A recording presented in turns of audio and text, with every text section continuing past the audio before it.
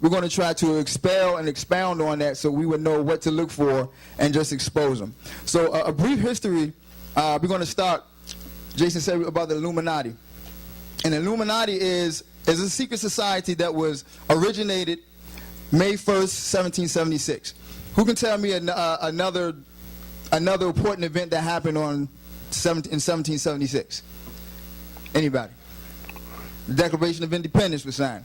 Now, that would be a lot of sources would try to make that seem that was the main thing that happened on that day. But that wasn't the only thing that happened. It was another important event that happened. That was the year that the Illuminati was formed. And a man by the name of Adam Xscape, he was a law professor or canon law at the university. He defected from the Catholic Church and organized the Illuminati. It was financed by international bankers. That's important to remember. It was financed by international bankers. Okay? All right. Now, their top goal, and this has always been their top goal, and it continues to be their top goal.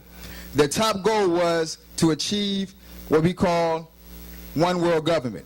And everyone knows what the plan for one world government is today. They call it something else, which is the New World Order. All right? And he wanted to subjugate all religions and governments in that process. The Illuminati, they attribute to all wars since the French Revolution having been fomented by them in the pursuit of their goals. So this is how much we're going to explain to you how much power the Illuminati had back then and how much power they have now. They had power over world groups, and they started wars to gain control. Okay, and as we continue, you'll see more of that. Okay, and also, even biblically, you always see, like I was talking about, deceit and how the enemy is always trying to intervene with the people of God. You also see it when you're dealing with Moses. We all know the story of Moses, when he was getting ready to lead the people of Israel out of Egypt, and you have the Pharaoh, and you have his musicians, and you see all the different divinations that were surrounding Pharaoh as well. And so how he had the different snakes that he put out, and then Aaron would drop his rod, it turned into a snake, he would overpower. But the funny thing about it was that it was showing the symbolism of how real or exactly similar that the two powers actually were. So it was a form of deceit that what God can do, the enemy can do as well. And so what happened was really in the entire kingdom of God, because of what you see looks so similar to what God is doing, is because when he fell, he knew everything how the kingdom of God was running. So from his kingdom that he had set up and established from his expel, that's all he knew was the kingdom of God, and he knew how perfect it was. So his main objective was to line his kingdom up to the kingdom of God. So it's a real thin line between God's kingdom and his kingdom. And so you got to be real careful when you're dealing with what you're listening to, and what it doesn't seem too hard, it doesn't seem too off, but it's not going to be really off. If the enemy really showed himself to be noticeably, he wouldn't be intelligent. And so I've heard many people when he said, the devil, some ladies, she said, make sure that you're staying pure, make sure you're staying, listen to God, make sure you're standing in your word, because the devil has fooled better men than you. I said, wow. And so he's been doing this for such a long time, and he has patterned his idea, which is fake, off of the truth. Okay? And so he has seeked out, as he's been forming groups, even from there, he's been trying to get people to seek worship. Even from, you can look at the book of Daniel in the 3rd chapter, when he was trying to get them to worship false idols. Remember that? When they were trying to get them to worship different gods and idol worship. So Satan has been in this business since he has been expelled from day one. His number one thing was to try to deceive the people of God, or get as many people as possible to worship a false deity or false gods or some kind of false idols. And so that was one of the big things of Illuminati and his further control even up to 1776. And so that was part of the history of how Illuminati got started. And one thing that we also want to illustrate, today the Illuminati is made up of what is called the elite. And the elite are a group of the most wealthiest, the most wealthy, most powerful, influential individuals in the world. And one of the reasons that the same way that exactly like Jason said, the devil has not stopped his plan has been the same when from when he was expelled from heaven, and it's the same now. And now he's just using different groups and different motives of doing it. But as you will see, the motives are the same.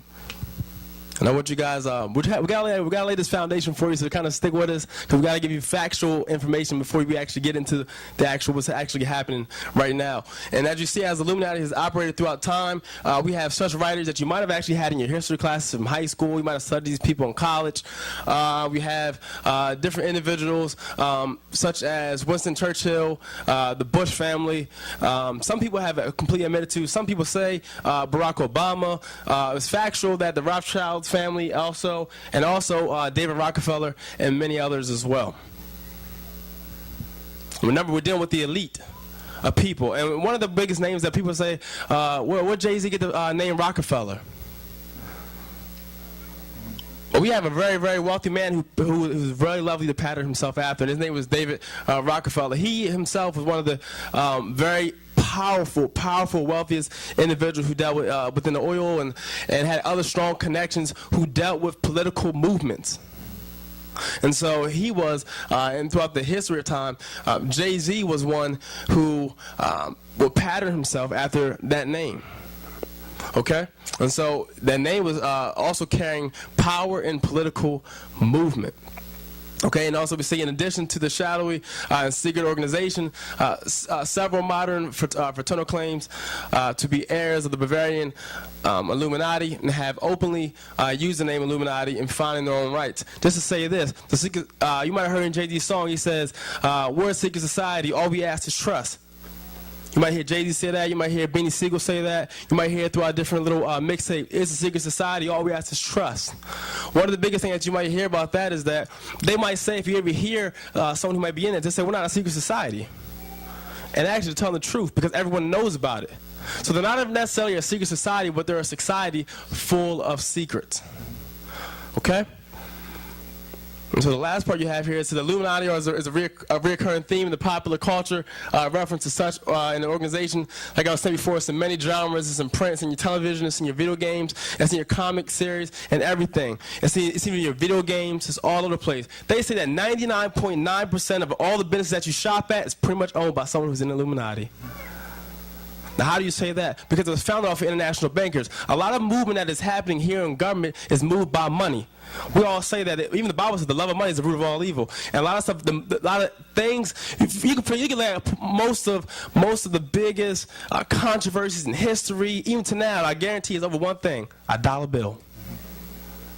For the most part, it's over a dollar bill. And so we have a lot of strong individuals who have money and different things like that as well, who are doing these things. And it's sad to say that a lot of times when we're buying into these things, Rockefeller, and we're buying into these different companies that these guys have, which we're going to go into more companies, you'll be very, very shocked at who's all into it or not. And so we're actually supporting it, and we don't even know it. Okay? Freemasons. A lot of people get this note scrambled sometimes, because they say that the Freemasons and the Illuminati are the same thing, but that's not so. History shows that the Freemasons were an organization that was already here before Illuminati was started. The Illuminati was started by Adam Weishaupt, and what he did, he developed his own doctrines or theories that of how he wanted to have the one world government, how he wanted to combine all religions.